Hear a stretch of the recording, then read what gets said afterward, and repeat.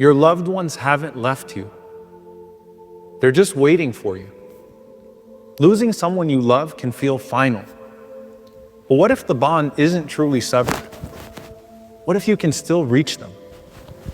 Even beyond this world, there's a way to stay connected.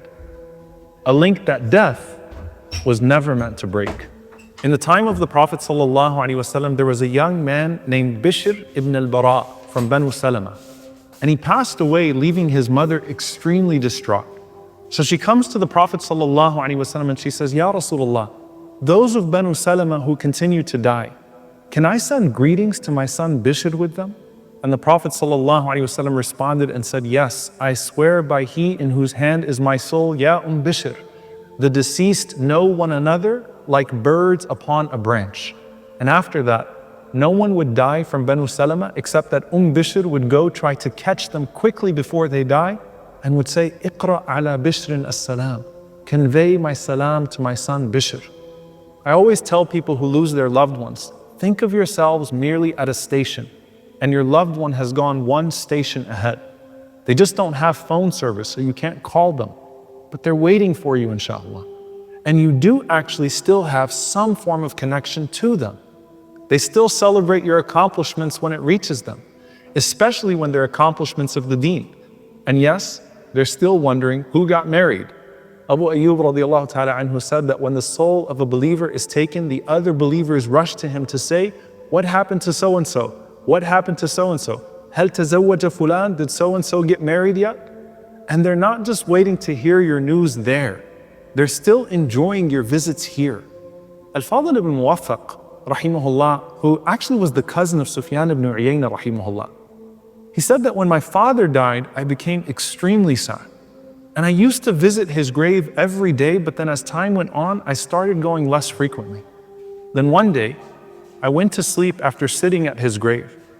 And I had a dream in which I saw my father's grave split open. And it appeared as though he was sitting alone in his grave, wrapped in his shroud, showing the signs of the dead. So I began to weep when I saw him. And he said, Ya bunayya, la abta'a bika anni. My son, why have you stopped coming to see me? So I replied, you know when I visit you? And he said, I know every single time you visit me. And when you used to visit me frequently, I would be comforted by your presence and I would be delighted by it.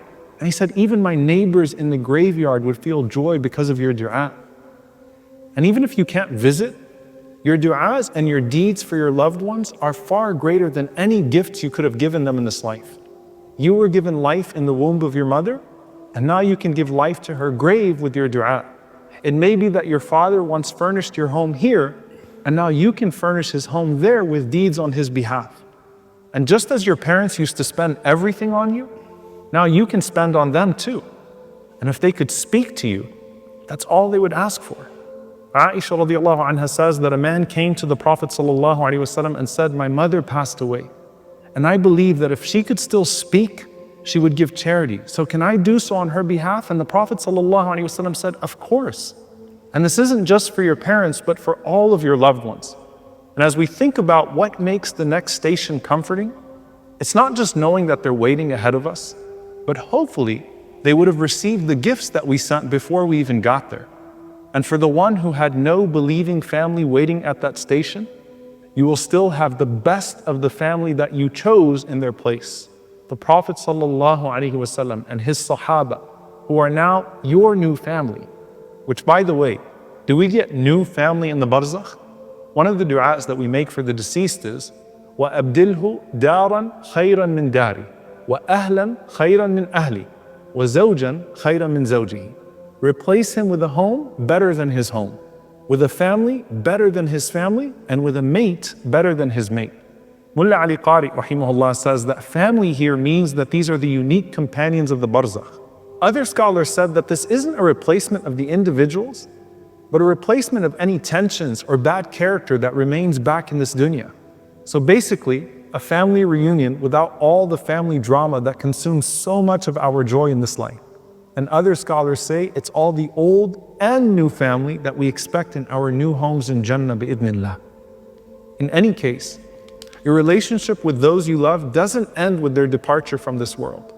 Every dua, every act of charity, every moment that you dedicate to their memory is a lifeline that transcends the grave. You can still be their light, their support, and their connection to what's coming next. But whether it's your parents, your ancestors, your children and siblings, or your friends, we all look forward to